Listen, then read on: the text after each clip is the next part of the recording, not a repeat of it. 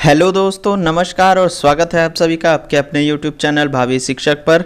इस चैनल के माध्यम से आपको सीटेट 2020 की पूरी तैयारी टारगेट के साथ कराई जा रही है। और जैसा कि आप लोगों को पता है कि सीटेट का एग्ज़ाम काफ़ी पास आ चुका है और उसके टलने की कोई उम्मीद नहीं है। जैसा मैंने पिछले वीडियो में बता चुका हूं, वो वीडियो आप ना देखे हो तो ज़रूर देख लीजिए।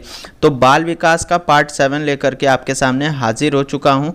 पार्ट 7 में हम लोग पढ़ेंगे वातावरण के बारे में। वातावरण यानी कि आपका एक तरह से समझिए कि आनुवांशिकता और वातावरण दो टॉपिक्स एकदम इंटर रिलेटेड हैं। आनुवांशिकता के बारे में पिछले वीडियो में हमने पढ़ा था, उस वीडियो को अगर आपने ना देखा हो तो ऊपर आई बटन पे क्लिक करके उस वीडियो को ज़रूर देख लीजिए। और ये वीडियो भी बहुत इंपॉर्टेंट होने वाला है। बहुत सारी ऐसी चीज़ें इस वीडियो में आपको बताऊँगा जो आज तक आपको नहीं पता थी, और सीटेट के लिए ये वीडियो बहुत ही इंपॉर्टेंट होने वाला है। सीटेट में इससे बहुत सारे क्वेश्चंस आते हैं जो मैं आज का वीडियो लेकर के आया हूँ। यहाँ से बहुत सारे कॉन्सेप्ट पूछे जाते हैं, बहुत सारे क्वेश्चंस पूछे जाते हैं। ये सारी चीज़ें आपको सीटेट का अगर आप पेपर देने जा रहे हैं तो आपको ज़रूर पता होनी चाहिए। तो अगर आप हमारे चैनल पर नए हैं तो चैनल को सब्सक्राइब करके जुड़ जाइए हमारे साथ। और इस वीडियो की और सारे वीडियोज़ की PDF मैं एक साथ दूंगा जब पूरा बाल विकास पढ़ा चुका हूँगा।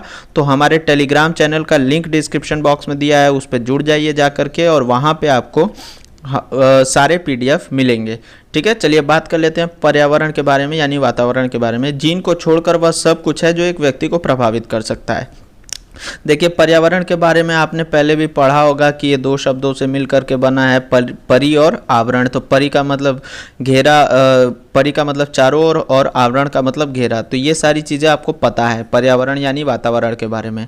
तो क्या है कि एक व्यक्ति में जीन को छोड़कर, जीन यानी कि जो भी उसे आनुवांशिकता से मिलता है उसको छोड़कर, यानी जीन को छोड़कर, आनुवांशिकता को छोड़कर सब कुछ जो एक व्यक्ति को प्रभावित कर सकता है वो वातावरण कहलाता है। ठीक है, ये बहुत ही इंपॉर्टेंट बात है। ये जो है बार बार जो है सीटेट में क्वेश्चंस इससे पूछे जाते हैं। ये इस वीडियो में जितने पॉइंट्स मैं लेकर के आया हूँ पूरा नीचे तक, इस सारे क्वेश्चंस पूछे गए हैं सीटेट में। उन पॉइंट्स को बना इंक्लूड करके मैंने ये पॉइंट्स बनाए हैं। ठीक है, उन क्वेश्चंस को इंक्लूड करके। तो सारी चीज़ें जो एक व्यक्ति को प्रभावित करती हैं जीन को छोड़कर, वो पर्यावरण है। अब ये क्वेश्चन ये देखिए पूछा हुआ था, ये है 2011 में पूछा हुआ था। वंशानुक्रम स्थिर होता है जबकि वातावरण गत्यात्मक होता है। इसको लेकर के बहुत डिबेट हुई और बहुत सारी चीज़ें निकल के आई, बहुत सर्च किया गया। सर्च करने के बाद ये पता चला कि वंशानुक्रम जो है वो स्थिर होता है और वातावरण क्या होता है, गत्यात्मक होता है। ऐसा कैसे है?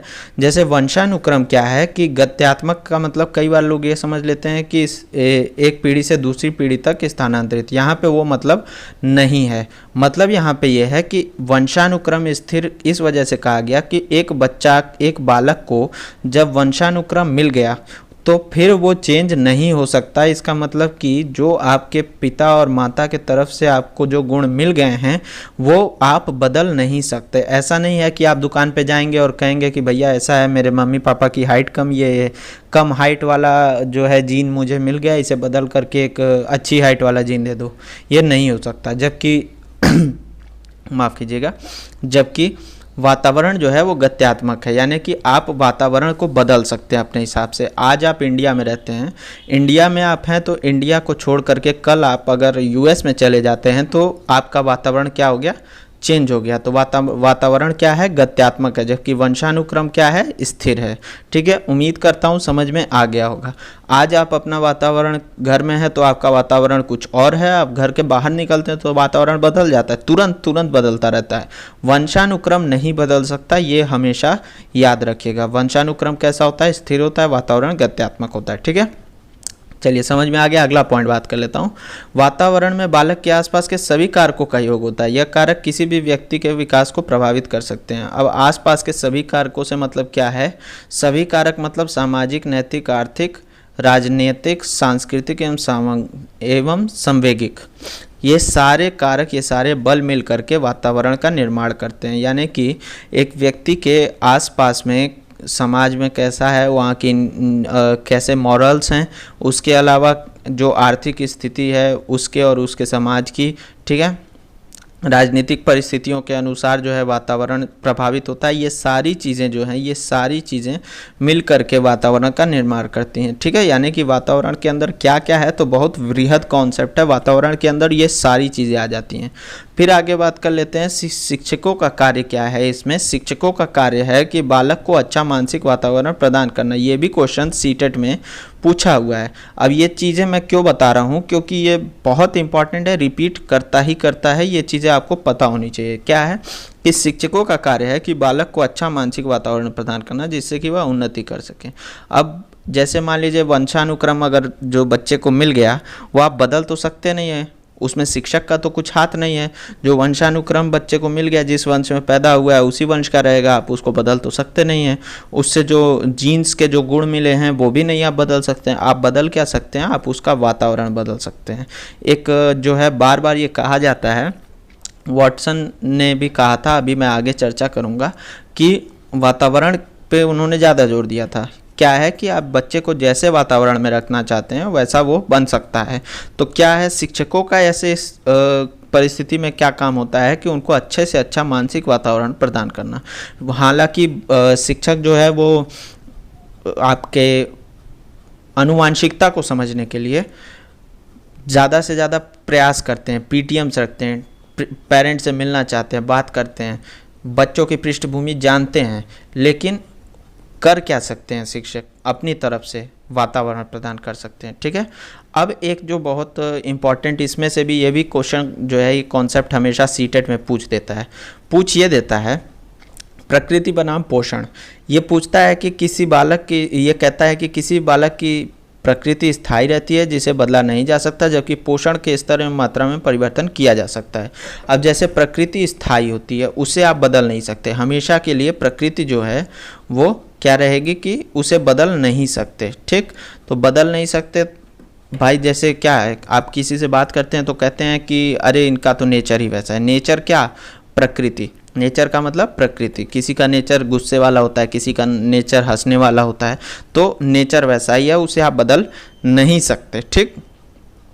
लेकिन पोषण जो है वो एक तरह से समझिए कि आप जो प्रदान कर रहे हैं, तो आप उसमें क्या कर सकते हैं, आप उसकी स्तर और मात्रा में परिवर्तन कर सकते हैं। यानी कि आप पोषण, खाने वाला पोषण से ज़्यादा यहाँ पे वातावरणीय पोषण की बात है। जैसे मान लीजिए कि कोई बालक गलत संगत में चला गया, तो आप उसे अच्छी संगत का पोषण दे करके उसकी पोषण के स्तर में परिवर्तन करके, उसके पोषण की मात्रा में परिवर्तन करके आप क्या कर सकते हैं, बालक को एक तरह से बेहतर प्रोवाइड करा सकते हैं, बेहतर बना सकते हैं, ठीक है। तो ये चीज़ हमेशा याद रखिएगा।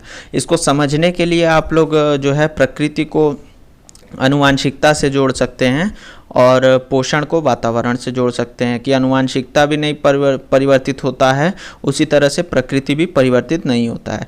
वहीं वातावरण परिवर्तित हो सकता है, उसी तरह से आपका पोषण भी परिवर्तित हो सकता है। ये कॉन्सेप्ट हमेशा सीटेट में पूछ लिए जाते हैं। अब उससे रिलेटेड एक चीज़ थी कि जैसे क्या है कि पूछा ये जाता है कि किसे ज़्यादा बल दिया गया, आनुवांशिकता को या वातावरण को। तो वुडवर्थ ने कहा था कि आनुवांशिकता और वातावरण को उन्होंने बराबर माना था और इसका गुणनफल माना था, योग नहीं माना था, ये गलत है, ठीक है। उन्होंने क्या माना था, गुणनफल माना था। ये क्वेश्चन बार बार पूछ देता है सीटेट में, बहुत इंपॉर्टेंट है। इसी तरह से वॉटसन जो थे, अब इसको लेके अलग अलग मनोवैज्ञानिकों में अलग अलग क्या कहते हैं अवधारणाएं हैं। जेबी वॉटसन जो थे, उनका अपना सोच था। उन्होंने कहा था कि तुम मुझे अपना बच्चा दो और मैं उसे तुम जो कहोगे वो बनाऊंगा, डॉक्टर या इंजीनियर या वकील या जो भी तुम जो कहोगे वो बना दूंगा। तो उन्होंने क्या कहा था, उन्होंने वातावरण को ज़्यादा इंपॉर्टेंट माना था कि जैसा वातावरण प्रोवाइड किया जाएगा बच्चा वैसा बन जाएगा। लेकिन वुडवर्थ ने कहा था कि विकास जो है वो आनुवांशिकता और वातावरण का गुणनफल होता है। कोई भी व्यक्ति उसको कैसा उसकी आनुवांशिकता और कैसा उसको वातावरण प्रोवाइड किया गया, इसका गुणनफल के रूप में, इसका उत्पाद के रूप में, प्रोडक्ट के रूप में उन्होंने माना था। और ये चीज़ बहुत इंपॉर्टेंट सीटेट के लिए, ठीक है। ये पॉइंट जो विकास इज इक्वल टू आनुवांशिकता एवं वातावरण जो मैं लिख करके ले आया हूँ, ये क्वेश्चन डायरेक्ट पूछ लिया जाता है। तो करना क्या है, क्वेश्चन जब आते हैं तो आप दोनों को बराबर मानिए। वैसे क्या है कि दोनों 50-50 नहीं है, ठीक है, दोनों बराबर नहीं हैं। लेकिन ये माना गया है कि दोनों का रोल होता है, कहीं पे आनुवांशिकता का रोल ज़्यादा होता है, कहीं पे वातावरण का रोल ज़्यादा होता है। अब जैसे एग्जांपल के लिए आपको बता दूं तो यहाँ पे मैं आपको एक एग्जांपल बता देता हूँ। मान लीजिए आँखों का रंग, आई का कलर, पिछले वीडियो में मैंने बताया था अफरीदी जनजाति वाला, ये कैसे निर्धारित होता है, ये आनुवांशिकता से निर्धारित होता है, ठीक है। और उसके अलावा आप अगर मानसिक स्तर देखिए तो उसको सुधारा कैसे जा सकता है, तो वातावरण से सुधार जा सकता है। यानी कि एक पूरे व्यक्ति का अगर विकास देखा जाए तो आनुवांशिकता और वातावरण को बराबर का वेटेज दिया गया है। लेकिन पर्टिकुलर अगर फैक्टर्स की बात की जाए तो किसी फैक्टर में आनुवांशिकता हावी दिखती है और किसी फैक्टर में वातावरण हावी दिखता है, ठीक है। तो इस वजह से वुडवर्थ की इस डिफिनेशन को सही माना जाता है कि दोनों को बराबर तो नहीं कह सकते, लेकिन दोनों का गुणनफल होता है विकास, ठीक है।